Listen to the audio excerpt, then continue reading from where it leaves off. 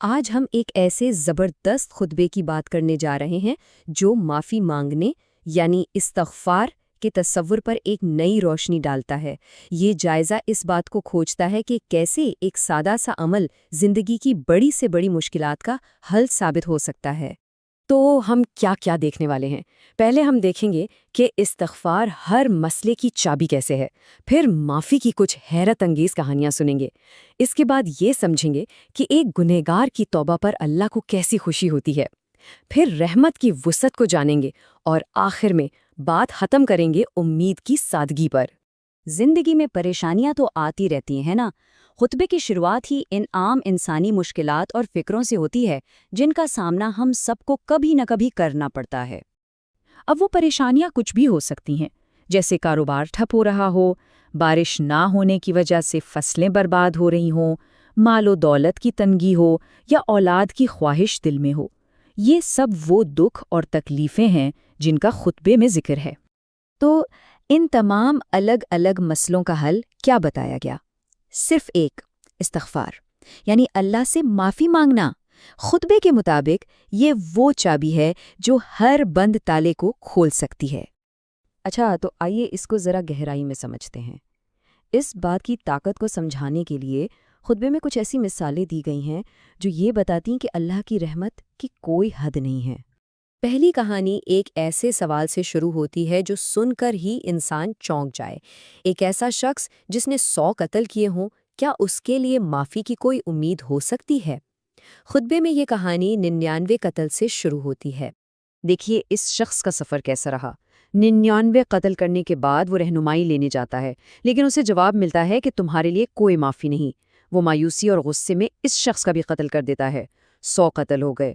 پھر وہ ایک اور عالم کے پاس جاتا ہے جو اس سے کہتا ہے کہ توبہ کا دروازہ کھلا ہے، تم بس ایک نیک بستی کی طرف ہجرت کر جاؤ۔ وہ سفر پر نکلتا تو ہے، لیکن راستے میں ہی اس کی موت ہو جاتی ہے۔ اور یہاں آتا ہے اس کہانی کا سب سے طاقتور نقطہ۔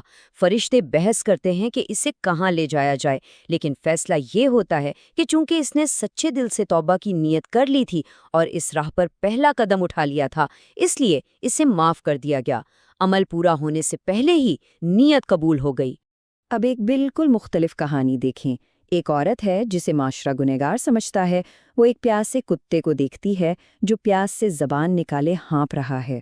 وہ اپنے جوتے میں کنویں سے پانی بھرتی ہے اور اس کتے کو پلا دیتی ہے۔ خطبے کے مطابق رحم دلی کے اس ایک چھوٹے سے عمل کی وجہ سے اللہ نے اس کے پچھلے تمام گناہوں کو معاف فرما دیا اور اسے جنت میں داخل کر دیا۔ یہ مثال رحمت کی وسعت کو بہت خوبصورتی سے واضح کرتی ہے۔ اچھا، تو جب کوئی انسان توبہ کرتا ہے تو اللہ کو کیسا محسوس ہوتا ہے؟ اس احساس کو سمجھانے کے لیے بھی خطبے میں ایک کمال کی مثال دی گئی ہے۔ ذرا تصور کیجئے، ایک شخص صحرا میں سفر کر رہا ہے۔ اس کا اونٹ جس پر اس کا سارا سامان، کھانا پینا سب کچھ لدا ہے، وہ گم ہو جاتا ہے۔ وہ اسے ڈھونڈ ڈھونڈ کر تھک جاتا ہے اور آخر میں مایوس ہو کر موت کا انتظار کرنے لیٹ جاتا ہے۔ اور پھر جب اس کی آنکھ کھلتی ہے تو وہ کیا دیکھتا ہے کہ اس کا اونٹ اپنے پورے سامان کے ساتھ اس کے سامنے کھڑا ہے۔ اس لمحے اسے جو خوشی اور راحت ملی ہوگی وہ ناقابل بیان ہے۔ وہ اتنا زیادہ خوش ہوتا ہے کہ اس کی زبان لڑکھڑا جاتی ہے۔ اسے کہنا تھا، اے اللہ، تو میرا رب ہے اور میں تیرا بندہ، لیکن خوشی کی شدت میں وہ الٹا کہہ بیٹھتا ہے۔